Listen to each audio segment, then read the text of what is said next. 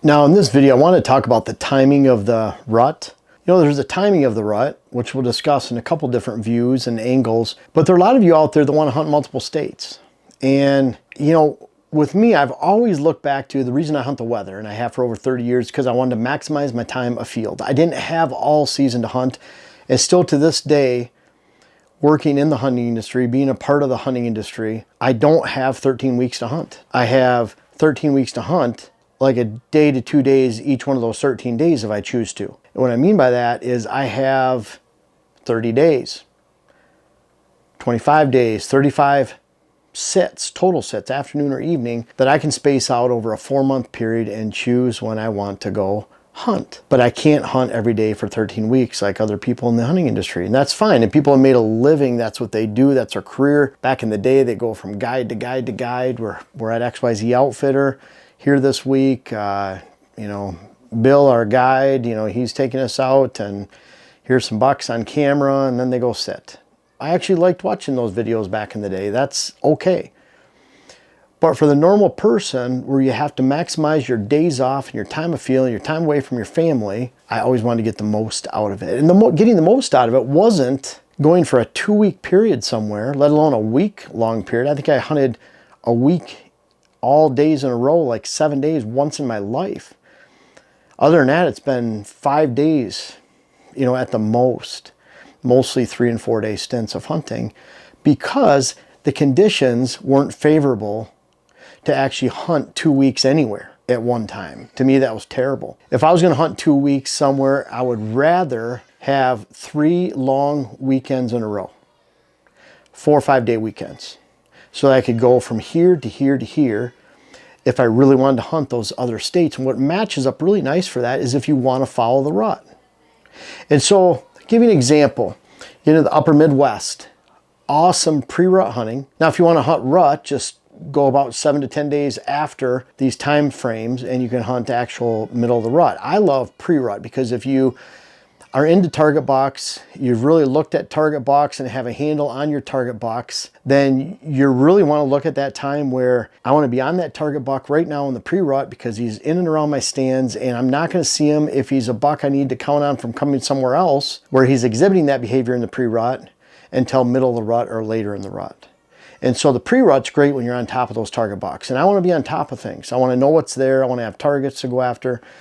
A lot different, you know, as people talk about naming their bucks, and I mention this from time to time, but you know, we name our bucks because there's several of us hunting, for one thing, and the wide 10, the big 10, the thick 10, the heavy 10, you know, gets a little old after a while, especially when you watch some of those for 3 or 4 years and they get mixed up with the next heavy 10, the next wide 10, the next big 10, the next big 8. They can get confusion. What's the difference between 108 and 118 or 18? You know, what that's scientific people like M108 might be a buck name or something, but that's when they're ear tagged, and that's a little bit different. So for us that are after actual target bucks, where we're trying to match wits and narrow it down to 1 or 2 bucks we want to shoot for the season, and those are our focus every time we go out, way different than going out somewhere and just hunting any old buck that walks by, whatever age fits.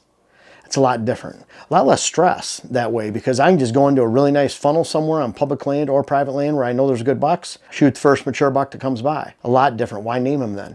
You're just going after any buck that goes by. So specific target bucks really matches up with pre-rut well, because they're in that pre-rut time frame, and until they get to the rut, they're sticking close to home. And even during the rut, half the time they're there, but half the time they could be somewhere else. So you're looking at the upper Midwest. The pre-rut is typically that last 7 to 10 days of October. And what I'm really looking for during that time frame is a big cold front change. You look at weather underground. Pick some of your favorite bucks you've ever shot during that time of year and look what happens to the weather. Just look up weather underground, look up historical weather, and then type in a date with a month, and then it'll pull up and ask you if you want weekly, monthly, yearly, daily, whatever you want. And so then you can put in October 2023. My bucks that I shot, you look at that weather underground, it goes like this. Here's that average temperature, something like this, and then boom.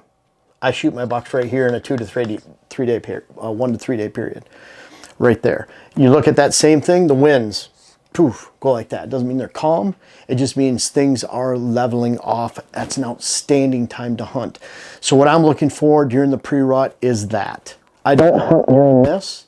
Again, going back to I want to maximize my time. I want to make sure when I go in the woods, I'm not spooking out deer.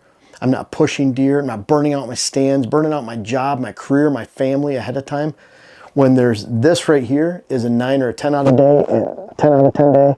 And this day right here, doesn't matter if it's the 24th, the 20th of October, the 27th, is a 1 out of 10, 2 out of 10 day. And I have an algorithm for that. That was published in Outdoor Life 2015.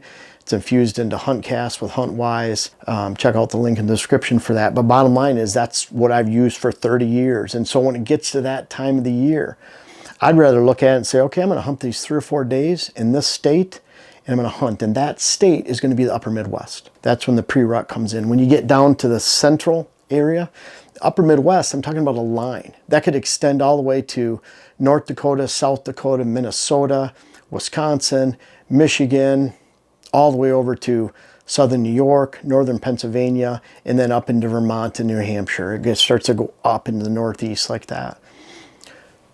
That's when I'm hunting in those states if I want to focus on the pre-rut.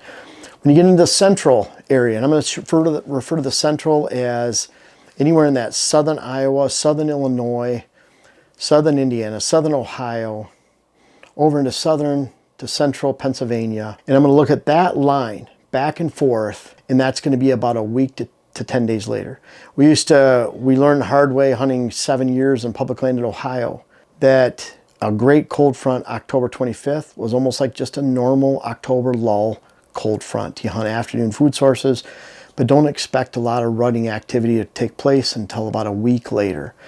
That was great because if we want to follow the rut, I'm not hunting Wisconsin, Minnesota back to back. I'm hunting Wisconsin, Minnesota, and then southern Ohio public land, or southern Illinois, or southern Indiana. That sets up perfect.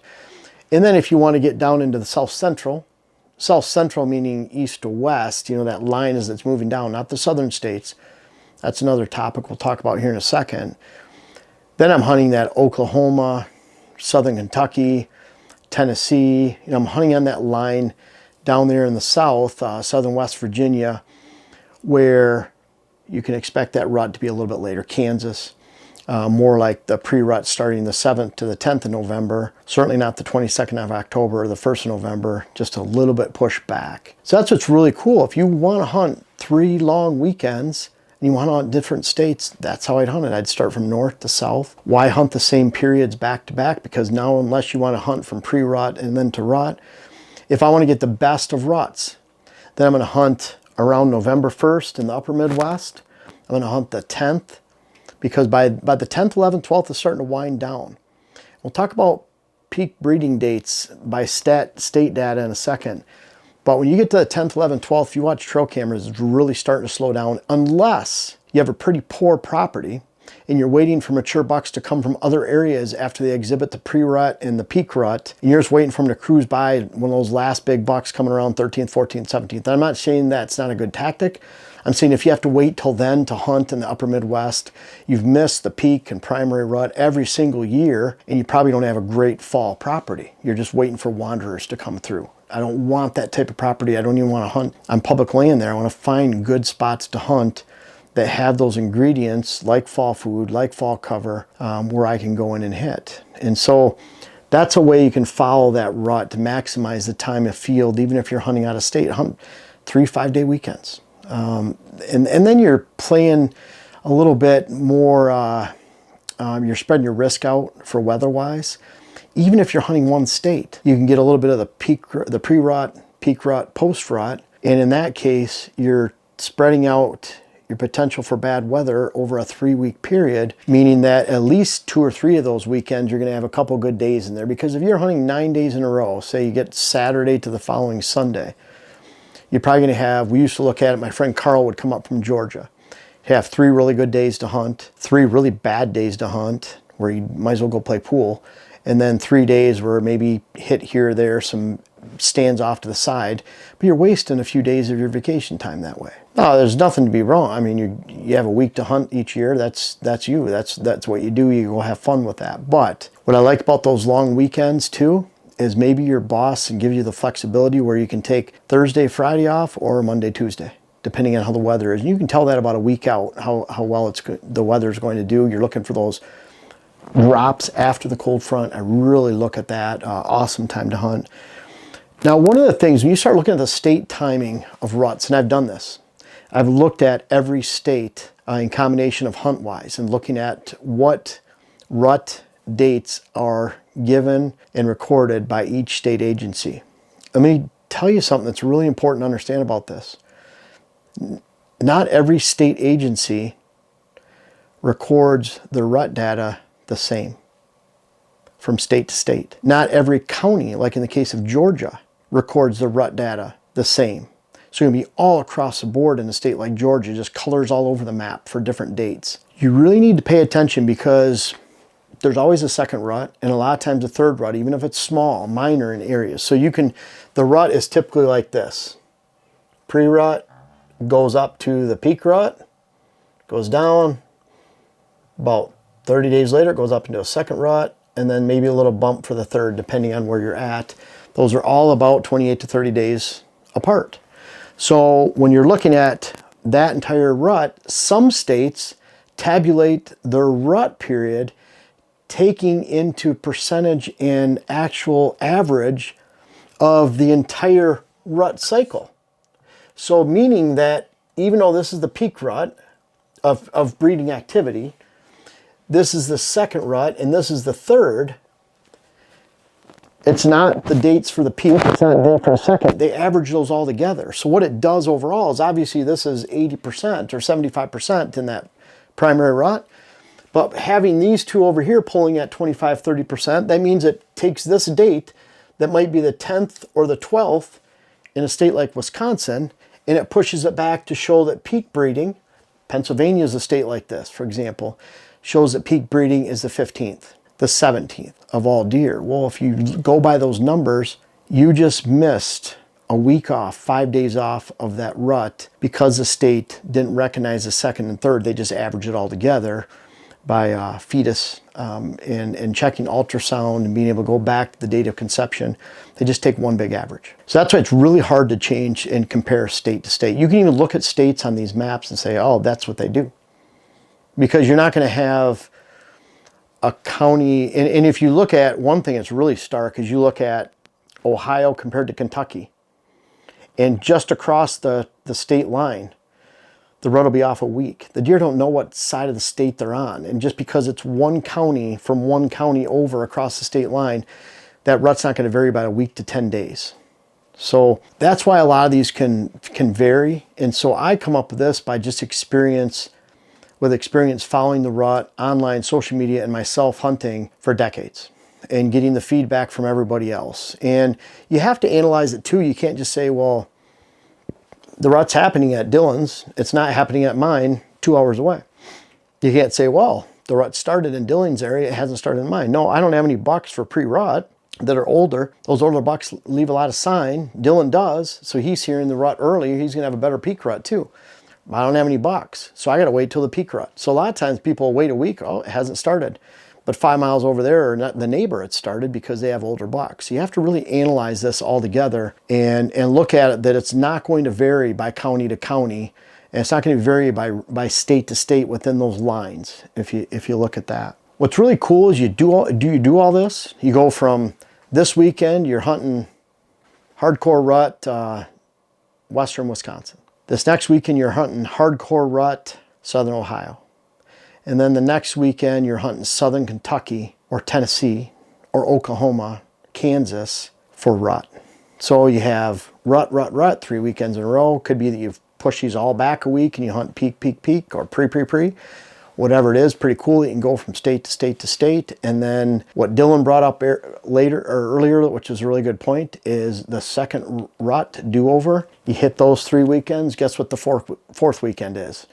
It's 4 weeks later, you're going back to that pre-rut time and you're doing it and starting it all over again. So you can really just go into the second rut and keep going on all these, maybe take a weekend break, whatever you want to do. But bottom line is You don't have to stress out yourself, your family, your job, your career, your friends, whatever it might be, your spouse, by hitting a hardcore for 2 weeks in one spot, 1 week in one spot. Instead, I think there's a smarter approach that helps you stay on the game from the rut to follow from state to state to state. And the cool thing is, yeah, weather will make sure the bucks are on the feet during the daylight and moving more, but they're still breeding all the time. They're still breeding regardless of the moon. Whatever's going on in the world, they're breeding those same days, these peak days. And when you get down to the southern states, I like to follow does and weather. What I mean by that is, if you know a doe family group in a certain area on public land, a remote area without a lot of deer, exhibited rutting behavior the year before on December 17th, then you better get out there around that time and try to catch those same does coming into the same time, because they'll come into the same time every single year, even in a random rut like that.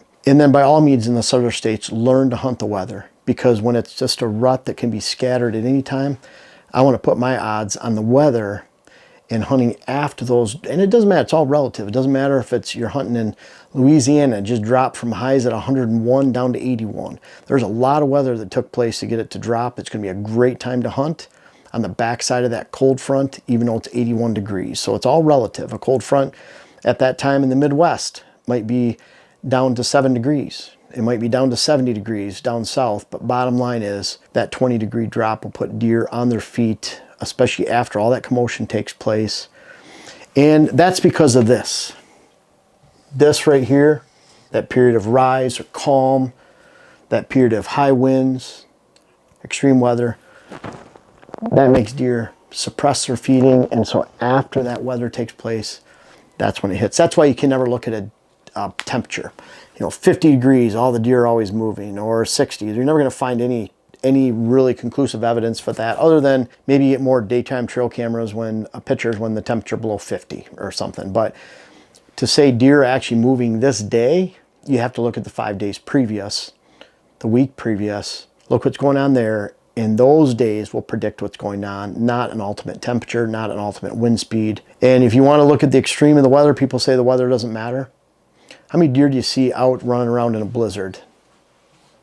How many do you see running out with 40-mile-an-hour winds?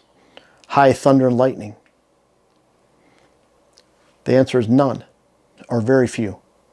And it's not because you're out there. They're not out in the fields feeding or anything. So weather affects deer movement. Don't let anyone ever tell you, because you just have to look at the extremes and see. High heat. You have 90 degrees in November. Yeah, you might have the occasional buck moving, but as a whole, they're not moving much in northern Ohio if it's that warm in November. So we're going to suppress. You can have high winds probably during that time from the south. The wind suppress movement. So don't look for an ultimate temperature, wind speed, weather condition, or barometric pressure to push when you should go hunt. Look for the change and hunt that change in the backside. Match it to these rut dates while following around the country. And you can have a great, efficient, and high success hunting plan, whether you base it on the rut or the weather, or both, which is the best idea this year and beyond. What a year it's been. I really appreciate all of your support. Thank you so much. I wanted to point out we still have our Earthway spreaders. We're always going to have those for sale on Pure Wildlife Blends, WHS. Great Christmas presents. Again, we're scheduling for clients right now. It seems early, but the season goes by early. Typically, between the 4 or 5 of us will go to properties, 5, including Wes, and then Joe, Kevin, Dylan, myself. Typically by the end of December, we're all booked up. I have about 300 properties across the country. So now is the time to book. Check out info at whitetailhabitatsolutions.com. Jesse will help you book your time. Also, our web classes. This is a really big time where people are starting to purchase those web classes to help them with hills and thermals, hunting the rut, and then especially towards the end of December, we're getting into our how to design your whitetail property. A great alternative to actually having one of us out to the property. Boots on the ground are always better. Check out digital land management, which is something new we're working on. We'll continue to work on that. And then of course, we really appreciate all your support. We have more hats, more t-shirts on the site. The books are always there, and want to thank you. Thanks for checking us out, and appreciate you.